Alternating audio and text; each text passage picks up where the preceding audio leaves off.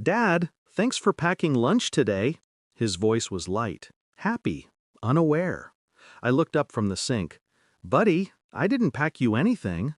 He frowned, holding up a sandwich wrapped in foil. My handwriting, my name, stared back at me. I wiped my hands, took it from him, and peeled it open. Inside, a plain ham sandwich. A folded note tucked beneath the bread. My pulse slowed. The paper was creased like it had been held too tightly, too long. You shouldn't have left her. The room felt smaller. My son was still talking, something about lunch swap at school, but I couldn't hear him. My ears filled with static. My throat turned dry. Her handwriting. My ex-wife's. The woman I buried 5 years ago. Grief plays tricks on memory. I told myself that. Told myself it was some cruel coincidence, someone's idea of a joke. But I knew her script. The sharp tilt of her T, the little hook at the end of every R. She used to sign our son's notes like that. I checked the foil again, same brand we used to buy. The handwriting, the wrapping style, the smell. She used to make sandwiches just like that, cut diagonally, not straight, always diagonally. I wanted to believe someone was messing with me. Maybe a parent from school. Maybe I'd written the note in my sleep. But no one else knew. No one knew what those words meant. You shouldn't have left her. Not me. Her. I didn't sleep that night. I replayed every memory, every argument, every cold silence between us before she died. Her face when she said she was done trying. The way she avoided my eyes when she kissed our son goodbye that morning. The car crash that took her life wasn't supposed to happen, but she'd been driving to meet someone, a man, someone I never found. Until now, maybe. Over the next week, I played the role. Calm, present, the good father. Inside, I was unraveling, methodically, quietly.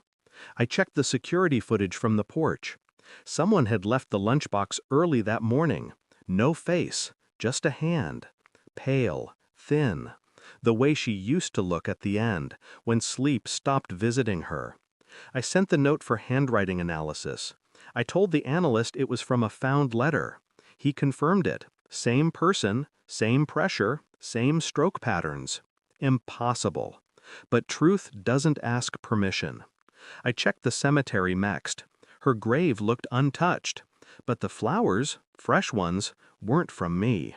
I dug through old messages, her last voicemail, a fragment. If something happens, you'll know why.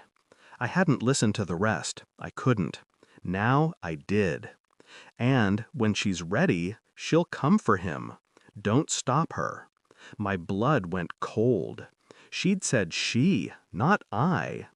The tests came back, DNA on the sandwich wrapper. Not hers, not mine. Female, related to her. A sister. I never knew she had one. She'd always said she was an only child, no family left. But I found her. Same last name, different state. A woman with her face but colder eyes. A woman who'd been institutionalized for years, released last month.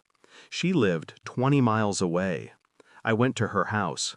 Small, quiet, curtains drawn. I didn't knock. I just stood there, watching her through the glass. She was making sandwiches, wrapping them in foil. The same handwriting. When she saw me, she smiled like she'd been expecting this moment her entire life. I promised her I'd take care of him, she said softly, hand still on the bread knife. She didn't want him to forget her. I didn't answer. I just slid the note across the table, the one from the sandwich. Her smile faded. You left her, she whispered. So I came back for her son. I didn't shout, didn't touch her. I simply reached into my pocket and placed a small black device on the table. The red light blinked. I'd recorded everything. Her eyes widened.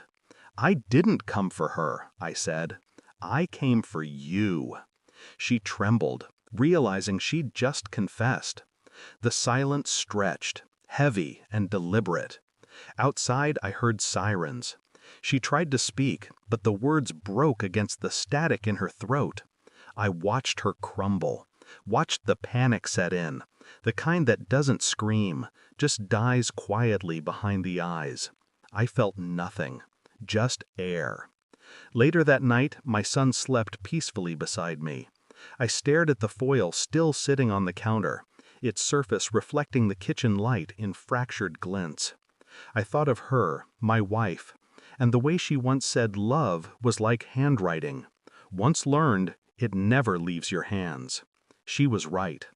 But sometimes, it's the hand that keeps writing after death that reminds you how wrong you were to ever trust the page.